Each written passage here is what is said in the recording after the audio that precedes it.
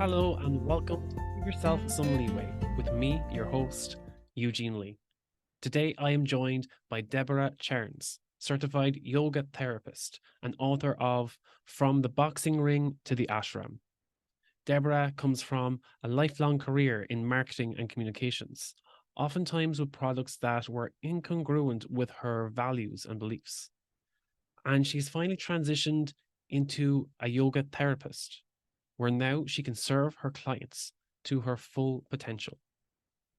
Today, we discuss holistic and alternative practices to optimize your physical and emotional well being. And oftentimes, these are very easy, enjoyable, and mostly free. All it takes is a moment of your time. So, as always, you can join the conversation over at giveyourselfsomeleeway.com, on social media at eugene.leeway on Instagram, or shoot me an email, eugene@leeway.ie. Thank you, and I really hope you enjoy today's episode with Deborah Charnes. Deborah, welcome to Give Yourself Some Leeway, and thank you for taking the time to join the show. It's a pleasure of mine to be here. Thank you for inviting me. Of course. Deborah, would you like to share a bit about your story and your personal journey? Who it is that you want to serve, and what's the driving passion behind that? Why do you do what you do? I could go on forever about that. But I would say from the time I was very young, my mother was a writer. And so from the time I was very young, I liked to write, but I was also an explorer. And I traveled from the time I was 16, I traveled out of my country, which is the United States, on my own to explore. And I loved exploring. I loved learning new things.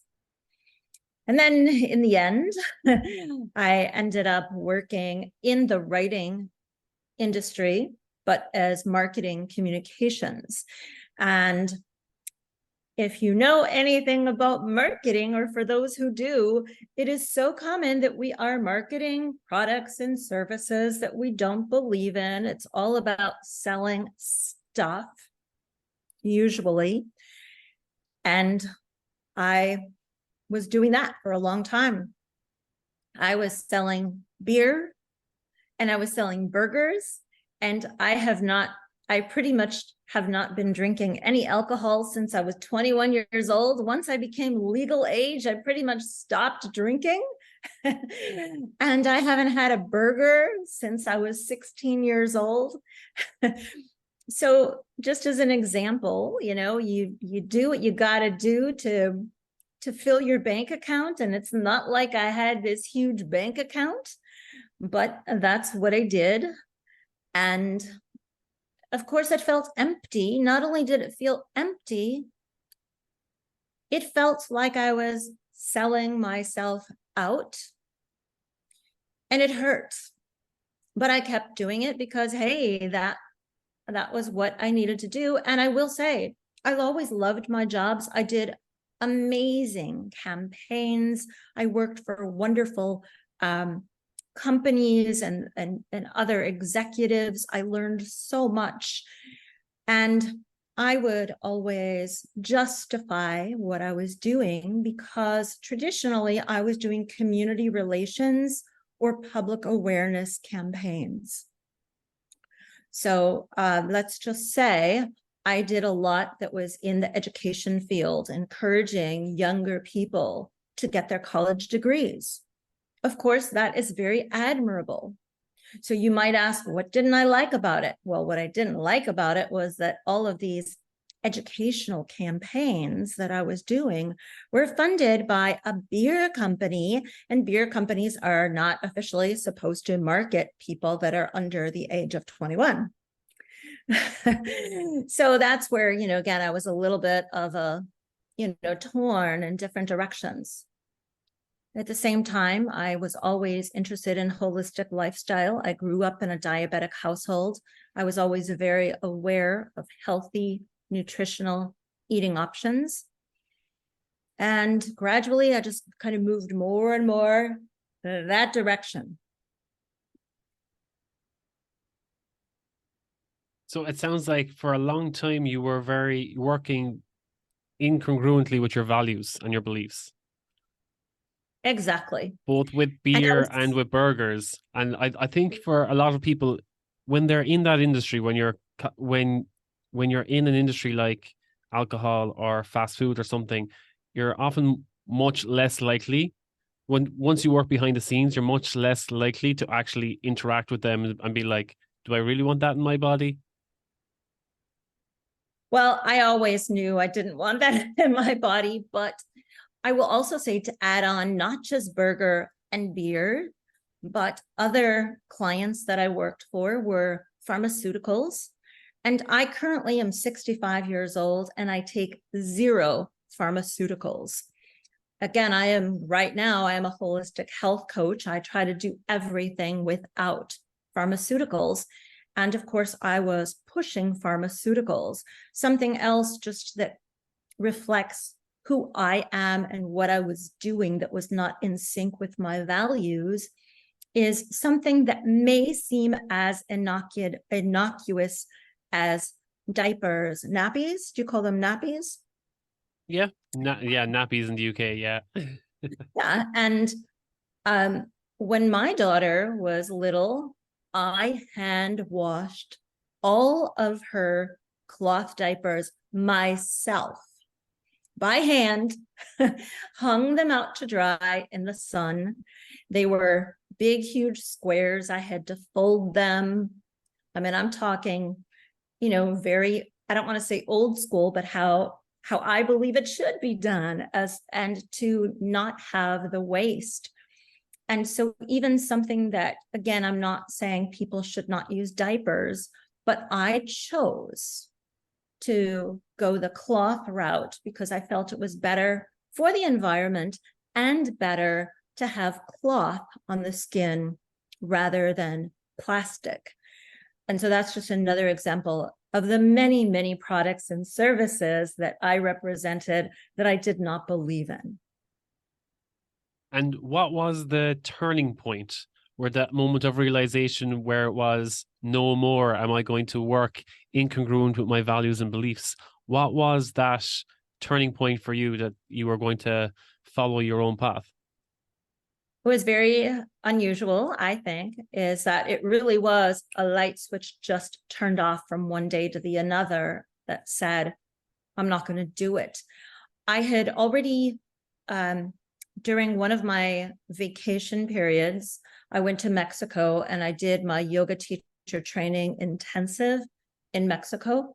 So I had already gotten my certification to teach yoga, but I could never teach because I was working 80-hour work weeks, 7 days a week, and I was traveling all over the United States and Latin America. So I could never teach, even though I wanted to, but I was volunteering to teach at a spiritual center in the United States whenever I was available on the weekend. And there were 2 weeks in a row when I went, and there was a lecture each week given by a different person, and the theme was a different theme each week.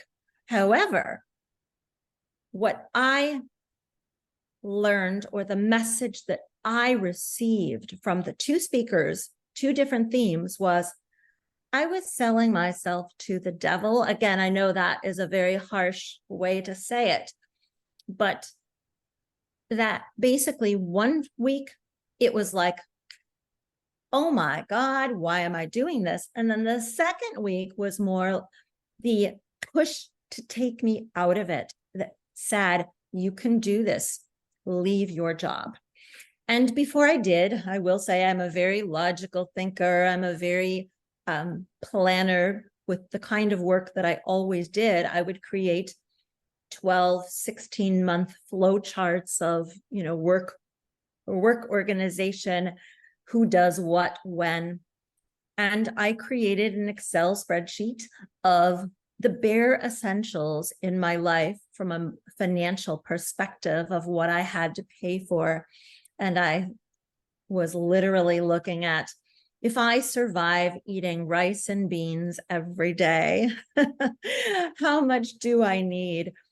And of course, it's so much less what we really need than what we are accustomed to spending. And that gave me the security to be able to say, I'm leaving my job. And again, I had worked more than 40 years as a marketing communications professional. I then decided I will continue as a marketing communications professional, opening up my own business. My tagline was the name of my counsel was THE, write, as if you write a letter, counsel, such as legal counsel. And the tagline was dedicated to positive transformation. And I wanted to take on clients that I felt were dedicated to positive transformation in the community. Some of them were cultural nonprofits, some were health-related nonprofits, but I decided I will only take on projects that, to me, are making a positive impact in the community, possibly because I felt for 40 years I was making a negative impact in the community. But in reality, I would consider myself a yogi, and one of the branches, there are 8 branches of yoga, and one of them, which is actually a chapter in my book that I've written, is all about karma yoga. And karma yoga is about doing things to help others, to help your community, to help the planet, and expecting nothing in return. Now, granted, when I opened up my business, I did charge clients, but I charged them much less than what we were charging our corporate clients in the past, because they were clients, again, whose values I believed in. One of them was a major nonprofit throughout the United States that was dedicated to social justice, equality for all. You know, how can I not want to support something like that? And one thing you did touch there, especially with karma and karma yoga, I think that's an aspect of yoga that people aren't all too familiar with. When people think yoga, they think, oh, that's stretching. That's a stretching class we do once a week or every now and again, maybe on a summer's day. But there's a lot more to yoga than just stretching. Absolutely. And I don't want to say pet peeve because I'm used to it, but one thing that I hear all the time is, oh, I can't do yoga. I'm not flexible. And what I actually tell people is, from the physical perspective, if you are not flexible, it means that your body is protecting yourself from injury. Those who are very flexible are more prone to injury. If I'm in a classroom and if I see people that maybe were former dancers, I am much more concerned about the safety for them. And I will have them back off of a pose because I don't want them to cause any harm. But to me, I'm also a certified yoga therapist. After I left my corporate job, and I decided to spend another 3 years to learn, read, research. And I became a certified yoga therapist. And very few people know what a yoga therapist is. Very people have heard of a yoga therapist. And what I tend to tell people a lot is the emphasis is on therapy, not yoga. I had one client that was in her 80s. We did not do any physical work. I worked with her on an energetic level. I have other modalities, other holistic modalities that I'm trained in. I'm a Reiki master. I was trained in acupressure. I was trained in many other things, and I will tap into them as part of my yoga therapy. And I'm not saying that that's common, but that is what I do. So I will tap into other modalities. But My opinion of yoga is, and yoga therapy, is it's all about a lifestyle. I consider that yoga, I always tell people you can do yoga anytime, anywhere. I can do yoga right now, right here. I can do yoga in the grocery store. I can do yoga in my car. I can do yoga in bed. I can do yoga in the bathroom, in the bathtub, because you do not need any special attire. You truly do not need a yoga mat. That's all marketing. You know, the marketing world tells you to pay $100 for a fancy mat. I don't need any mat. You don't need any clothes. You can wear whatever you're wearing. And you really should be able to tap into the fundamentals of yoga anytime, anywhere. And again, the physical is just one aspect. There are 3 words in Sanskrit that are used to describe yoga in the ancient texts. And they are not headstands, handstands, cross-legged, or twisting. The 3 words are basically to find your stillness and comfort in your seat. And what a lot of people say is that the physical component of yoga, the purpose of the physical yoga is not to, and again, I'm going against Western thought. People think, of course, it's to build strength, to build flexibility, to build balance. And yes, the physical component does all that. However, some people say that the true purpose of the physical component of yoga is so that you can sit still in your seat for hours and hours and meditate. Meditation is a form of yoga. That said, I also want to dispel the notion that meditation is only about sitting still in your seat. And the first chapter in my book actually is all about the many different forms of meditation you can do. And in reality, my book, which is called From the Boxing Ring to the Ashram, it has 12 chapters. And in reality, I consider each chapter to be a component of yoga or yoga therapy. And yet, only one is really about the physical. The rest are other forms of yoga. And I also did want to mention most people who do yoga are familiar that the word yoga means union. Traditionally, people consider that union of body, mind, and spirit. I also consider yoga to be the union of myself with Mother Nature, myself with the Creator, or whatever source, whatever higher source you find in this world.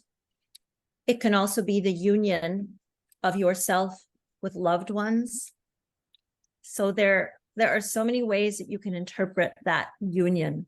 It doesn't have to be just body, mind, and soul. Yeah, when it comes to that union as well, it's that sense of community, I think, that people are looking for, whether that's it with one person or whether it's a larger community. And again, as you said, it's kind of similar to the karmic yoga, where it's serving others helps bring you that awareness or that peace, that stillness. I think one thing that a lot of people have difficulty with and struggle a lot with is sitting still with themselves, being left alone and silent with their thoughts. That's when they start getting agitated. That's when they start fidgeting, and they're like, no, I need to get up. I've got much more important things to do in my life than sit here and listen to my own thoughts. Absolutely. And I would definitely say that I fit that category. I would consider myself, I have questioned if I have or still have attention deficit, because from the time I was a child, I had to be very busy, both physically, my body and my mind. And I am still that way. However, I have learned how to shut it off. But for those of us who find it hard, first of all, everyone finds it hard to have stillness of mind. And that's why in yoga, we talk about the monkey mind, because your mind is constantly jumping from one thought to another to another. It doesn't sit still, but we can train ourselves to find and to appreciate and to enjoy that stillness. At the same time, I do want to mention that that's exactly why in the first chapter of my book, I talk about many other forms of meditation. And one of them, for example, is japa. And I don't have my beads with me, but I'm sure you've seen a lot of people will wear beads on their wrists or around their neck. And oftentimes it's a piece of jewelry, but the purpose of it is you count the beads like a rosary. A rosary has 54 beads. The japa or mala beads have 108. So it's double a rosary. And you repeat a mantra, and with every repetition, you move the bead. And again, that is a very older form of meditation. I consider it very sacred. I do it every morning. I did it this morning from 4:30 to 5:30 in the morning before I got out of bed. But I also sometimes enjoy doing it as I'm walking. Sometimes I will do it as part of a walking meditation. I will do my mantra meditation with the mala beads. There are so many different kinds of meditation that you can do. And that's, I was just talking to somebody who had read my book and was talking about also how it was hard for her as a neurodivergent person to sit still and meditate. And I asked her, what about, so other forms that I find very meditative are gardening. And I'm doing a lot of gardening. I'm actually in Costa Rica right now, and I do a lot of gardening here, and I find it very meditative. Coloring books to me are also very meditative. And you can do things like needlework. I've always done needlework all my life, but I do think it is important to be able to try to find comfort in your seat, which again, the stillness, find comfort in the stillness of your seat whenever you can. Yeah, it sounds more like a mindfulness meditation when you're like, as you said, with gardening or maybe going for a walk with the mantra, that you're so focused on that one activity that it's you and that you're just present in that moment with the activity. Is that the message you're getting across?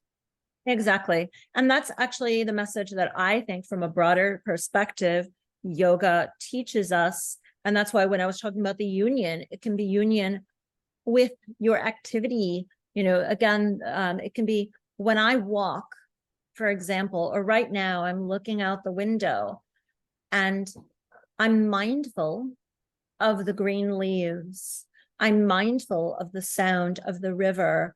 I'm mindful of the little bugs that I see flying. And I try to be part of that world. And so that's, again, the connection. So yes, mindfulness. Again, there are so many different ways that you can be mindful. And one of the concepts that I talk about in my book is I talk about when I was doing my yoga teacher training, one of the exercises that we had in mindfulness was just to go somewhere by ourselves and sit quietly, right? Well, I hiked up a little mountain. It was a hill, little mountain.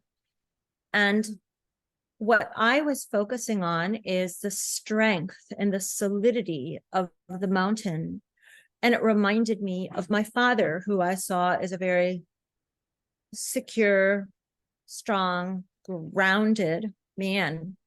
And so I tried to connect almost with my father, who had passed on. And so I tried to connect with him through that mountain. So again, the union with me and the mountain, and the union with my father. That's beautiful.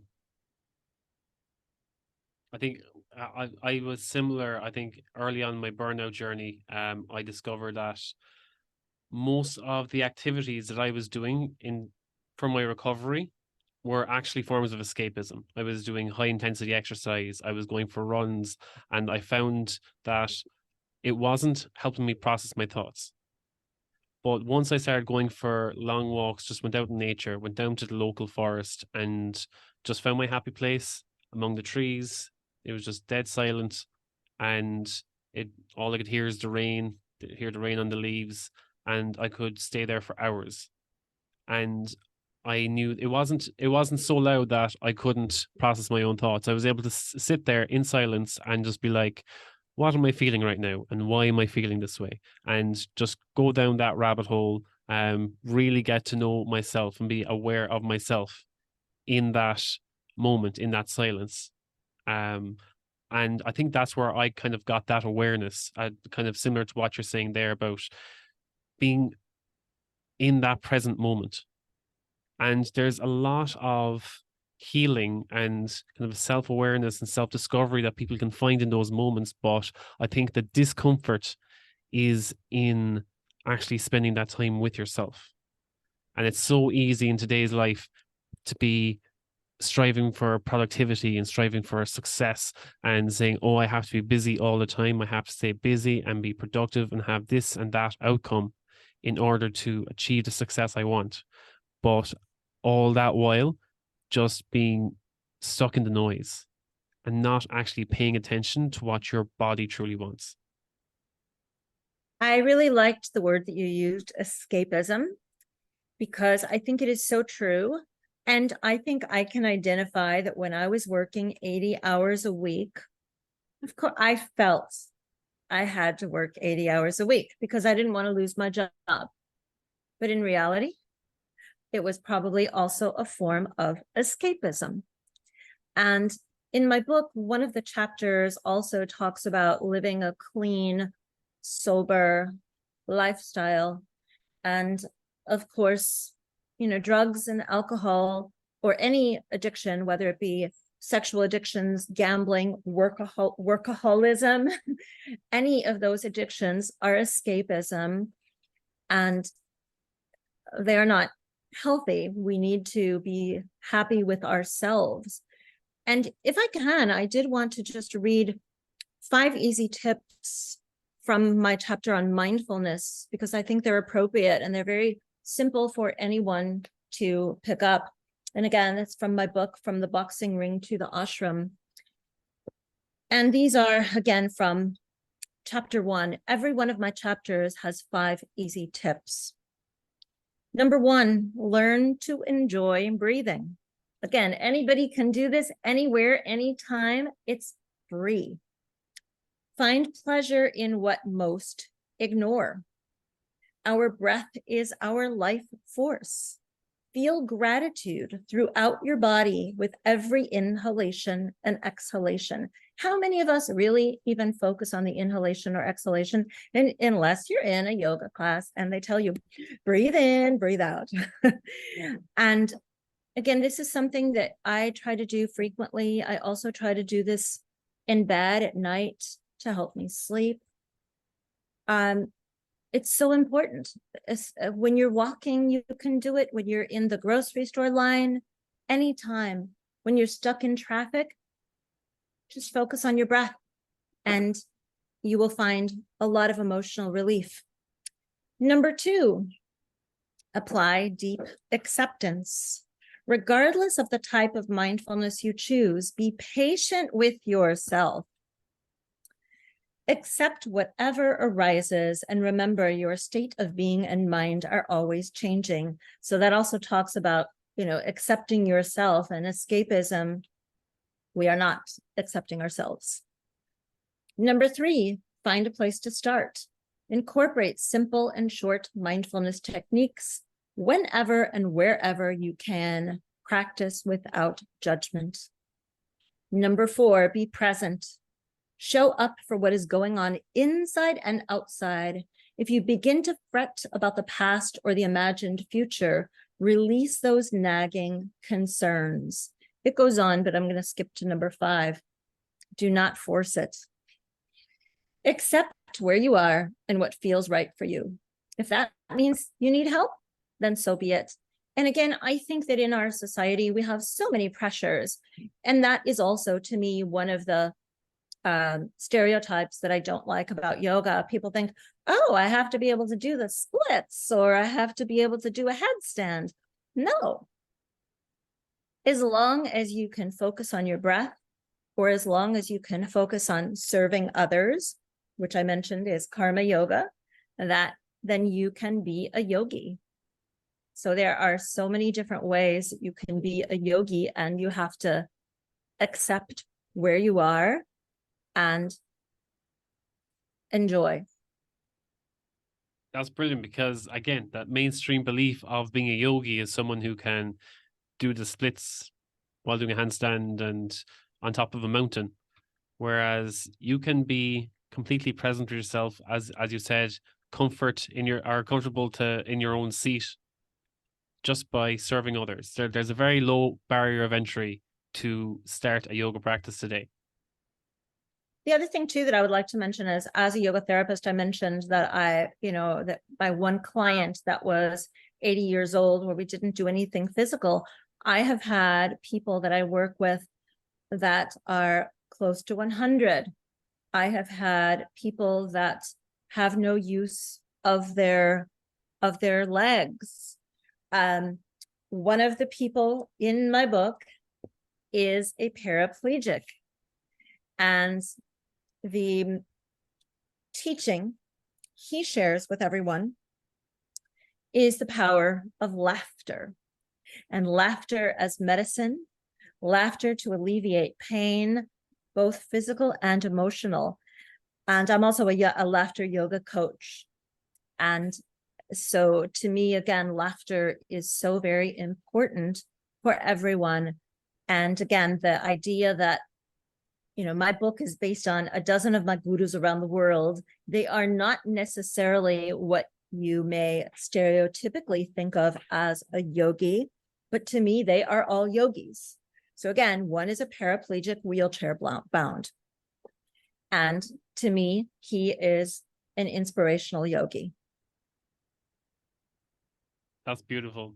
Again, people think you're wondering what reasons people have for holding themselves back from getting started, and the excuses they come up with. And it's when you get an enlightening or inspiring story like that, you're like, okay, what is the real reason I haven't started? Right. And again, finding in terms of what that start is, what is appropriate for you. And that's why my book, the concept of my book is, the 12 gurus and 12 different focus areas. And I encourage people I have a tracker, a 40-day tracker that people can download when they read the book. And you can pick one of the subjects. Let's just say mindfulness. So maybe tomorrow you decide, okay, I am going to try to be mindful every day for the next 40 days. So you have that tracker. And then maybe 40 days later, maybe 3 months later, you decide, I want to try some karma yoga, some selfless service. I want to be mindful of selfless service every day. And it can be done every day. Maybe it's helping an elderly neighbor. I mean, there are so many different ways that you can have selfless service. And so maybe then for the next 40 days, you focus on karma yoga. And then maybe 40 days later, you decide, I'm going to try to laugh every day. No matter what happens, I'm just going to laugh. And so again, my concept also is that I'm not expecting people to pick up 12 different habits from one day to the next, but when it's most right for them. Just going to take a minute of your time, going to be short and snappy. If you're a long-time listener, or maybe this is your first episode, I have a small favor to ask. And the only way that we're going to break the stigma around mental health in the workplace is by having these open conversations, talking about these topics. And what better way than to have those discussions with your loved ones, with your family, your friends, your co-workers. So if you could like, follow, or subscribe on whatever platform or app you're listening to this, and share this episode with a loved one or someone that you think could gain value from hearing this, it would mean so much. Thank you. Let's get back to the episode. Something as simple as laughing, or as I like to say, something as simple as starting off every day with a smile. Just be it to your partner, be it to your dog, be it to your own reflection in the mirror when you're brushing your teeth. Start off every day with a smile.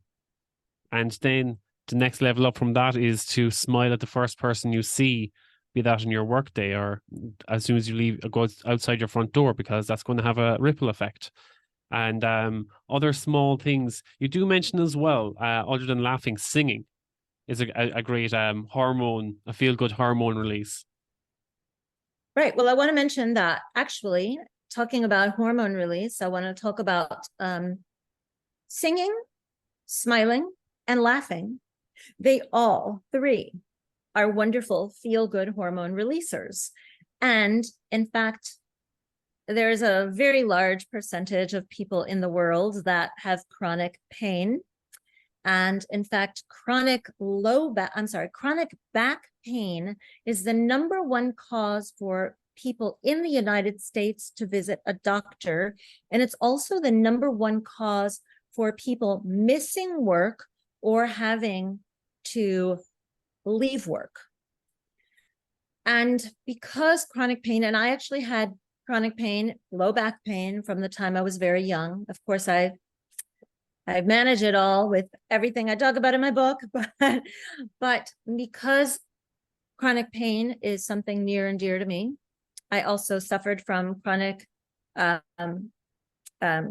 stomach pain from the time I was also very young. And so because of that, on September 2nd and 3rd, I am going to be offering my book, From the Boxing Ring to the Ashram, the ebook, on Amazon for free. And it's because I really want people to learn techniques to ease pain. And actually, the entire reason, one of the main reasons why I wrote my book was, again, because I had chronic pain both in the back and in the stomach from the time I was young. And now I'm fine. I don't have any pain. But every day I have to keep on track so that I don't have recurring pain. And that's why, in actuality, my book is all about easing physical and emotional pain. So going back now to the question you asked, and again, I love it because you asked about singing, and I love singing. And I even lead workshops called Chant and Be Happy. And I have an in-person and a virtual Chant and Be Happy workshop coming up.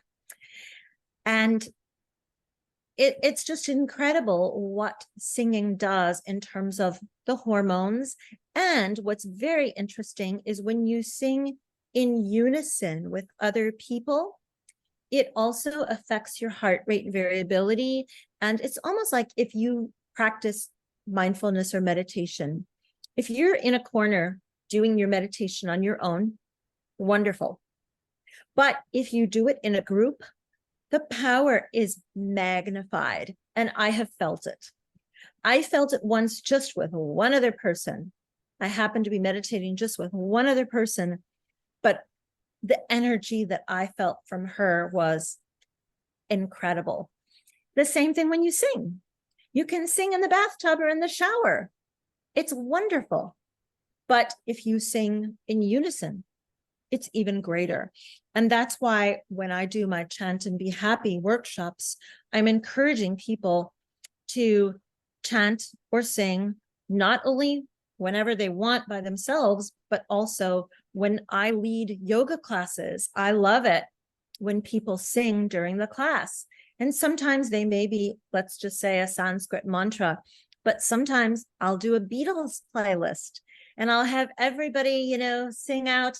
I'm just going to make this up because this isn't one on my playlist, but, I want to hold your hand, so again, that's not on my playlist, but Here Comes the Sun is on my playlist. I have an entire 90-minute Beatles playlist. And we all, most of us all know the lyrics to all the Beatles songs. When you are doing yoga, why not sing it? It just enhances the entire experience. And if I can just read a little bit, I wanted to mention that every chapter in my book, aside from the 5 easy tips, every chapter also rationalizes with scientific research why things are good for us, because I'm the kind of person, I'm like, oh yeah, prove it. If somebody says something, I want to know. Well, for sure. I'm just going to read something. This is actually an excerpt from another book that I highly recommend, which is called The Mozart Effect by Don Campbell. And he talks in particular in his book about the effect of Mozart music on humans. And of course, it's wonderful, but it doesn't have to be Mozart. Actually, any genre helps. But this is just a beautiful quote from his book. In an instant, music can uplift our soul. Music can dance and sing our blues away. The human voice is a remarkable instrument of healing, our most accessible sonic tool. The slightest utterance massages muscle tissue in the upper body and causes it to vibrate from within. And then I talk about research and how researchers confirm that singers have lower cortisol levels. That's the stress hormone.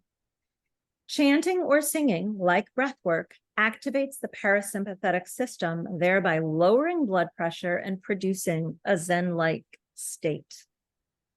And one of the things that I just did maybe 3 days ago in one of my yoga classes is, as they were in a downward dog, I had them all repeat, ah.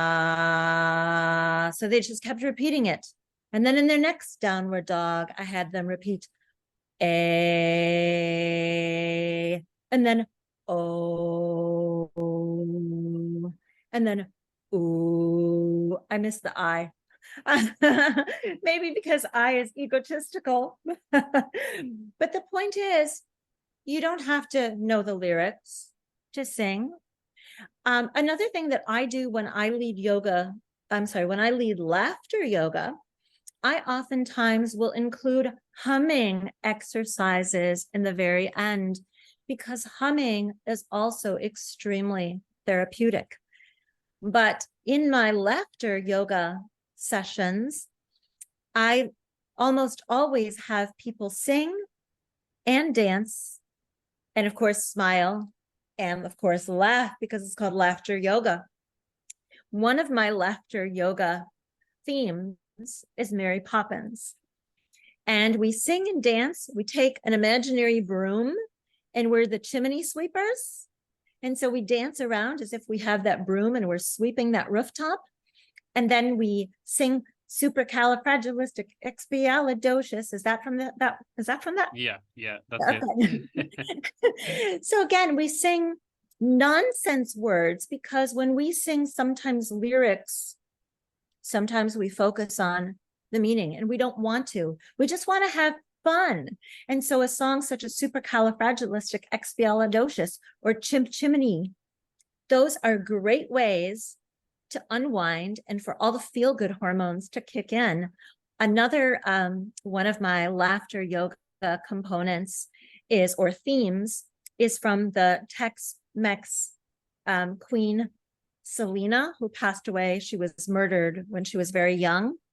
And I call that session Bitty Bitty Bum Bum, which are the lyrics to one of her songs. They mean absolutely nothing. And so it's just about, having fun with the sounds, which is what little children always do. So I'm going to just say bitty bitty bum bum, bitty bitty bum bum, bitty bitty bum bum. And now I want you to do that.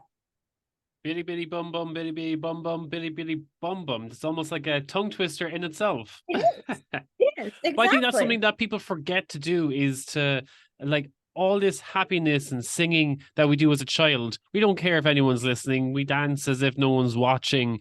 And as a child, you're more present in the moment than ever in your life. And you're probably at your happiest stage as well.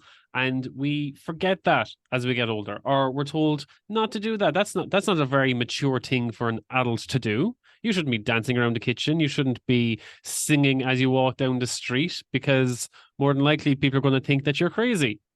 Whereas these are the releases of endorphins, of all these, and serotonin, these happy hormones that we all need, but we're supposed to do it behind closed doors.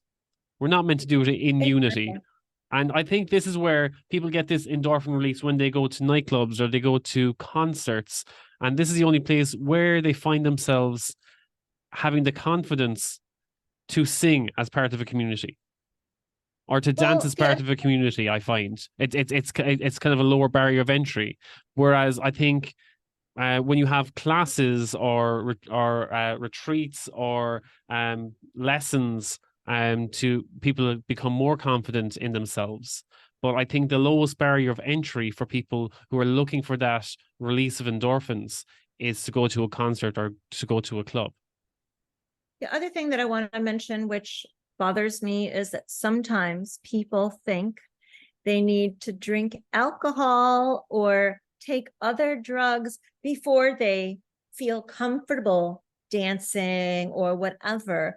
Because yes, drugs and alcohol they do minimize your inhibitions, but we should be able to do that ourselves. We should be able to turn that switch on and off ourselves. We shouldn't have to rely on other substances to release our inhibitions.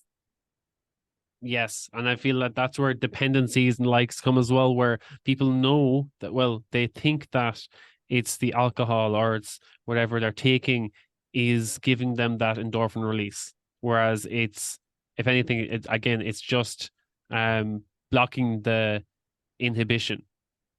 And they think that all that endorphin release can only come from substance use. Whereas if they could just get past that initial barrier or that initial obstacle and be like, I'm just going to dance like a fool. I don't care who's watching. I'm going to sing in the street. Even for me, nothing to do with substance use at all. But I went for a walk down by the river, and I was just getting some fresh air, enjoying. It was a nice, peaceful day. And I passed a guy. This is very relevant to your story about singing. And he was just playing the Beatles on the guitar, just playing Ticket to Ride as he was sitting on the riverside. And I was just past him. And next thing I was like, no, I'm going back. I'm going back, and I'm sitting down with him because this is such a beautiful moment.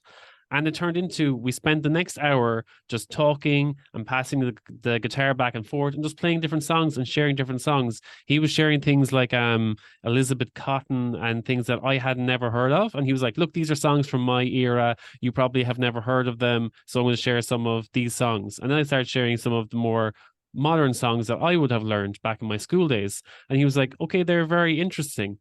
And it was just one of those beautiful, wholesome moments where we shared our songs and our experience together. Nothing to do with no beer, no substances. It was just a pure wholesome moment. I love that, but I wonder how many people would have ever stopped. How many other people just walked on by? Right. That is so beautiful. I will mention this was a slightly different scenario where I felt more invited to join, but I was recently at the International Association of Yoga Therapists convention near Washington, D.C. And after all of the activities ended one night, everybody goes back to their own rooms and does whatever. And I heard music coming from somewhere where I could tell it was live music. And in a corner of a hallway, there was a woman, and I don't even remember. I don't know if she had a harmonium. I don't even remember what instrument she had, but she was doing mantras. And so I joined her, and then more people joined. And of course, we're all, of course, connected because we're all part of the Yoga Therapists Association. So we feel more comfortable joining as opposed to an unknown. Not that I knew her, but I knew that we had that connection. And then the next night, and it was beautiful. And then the next night, as I was going to bed, also, I'm in that by the elevators, and I heard a different kind of music. And I went and I followed it. And it was actually one of the men from our group. And again, I don't know if there were, let's just say there were 500 of us. I don't know. He had actually invited a friend of his who was not part of the group, but who played guitar or banjo or I don't know what. And they were doing a very different genre, more bluegrass. And little by little, more and more people came. And at one point, the president of our organization came and he was taking photos, and it was just beautiful. And everybody was so joyous. And some of us were standing up and moving to the music. And he did play a few Beatles tunes as well. There's something magical about the Beatles. I saw Paul McCartney a few years back, and it was just something I knew in the back of my mind. I was like, I cannot pass down this opportunity just to see one of the Beatles. And it's just something that, even in the simplicity of their songs, it's like, no, there's something magical here that when someone starts singing the Beatles or someone starts playing the Beatles, everyone wants to join in. Or I've been to concerts before and our festivals, and you'd be moving from one stage to the other, and you're just in this massive crowd of people, all just is kind of like going with the current, just being pushed with the mob towards the next stage. And someone would just start singing Hey Jude, and everyone joins in the chorus. They all start singing Hey Jude together. It's just so the simplicity of it. And again, it's just kind of like a chant. Everyone just joins in, and everyone then is lifted and moving from one place to the next. So the time passes so much faster, and you feel more safe and secure as well, rather than feeling kind of claustrophobic moving with this massive crowd of thousands of people. You're like, no, everyone is joining in. I feel a bit more comfortable. This feels like a community. Well, the other thing that I find so beautiful about the Beatles and about a few other artists is that people of all generations love them, and from all countries. And if you also think about, again, I'm not a musician, I don't know anything about composition, but you were talking about the simplicity of their music. And traditionally, sacred music, mantra music is simple. And one of the research studies that I cite in my book talked about Ave Maria. So again, that, goes back for a very long time. And then it also compared Ave Maria to Om Mani Padme Om, which is another Sanskrit mantra. And both of them had very high positive results compared to, and I'm just going to make this up, I don't remember what the third one was. The third one was not a sacred tune, and it still was beneficial. But the Ave Maria and the Om Mani Padme Hum had greater results. And that's why I always say in my Chant and Be Happy workshops, it doesn't matter what language you chant in or what genre. Everything is beneficial. And I was talking about Don Campbell's book, The Mozart Effect. And he talks about how even rap music, or even, I don't know if he says heavy metal, but hard rock music, they all are beneficial to our health and well-being. I can attest to heavy metal being very beneficial to my well-being.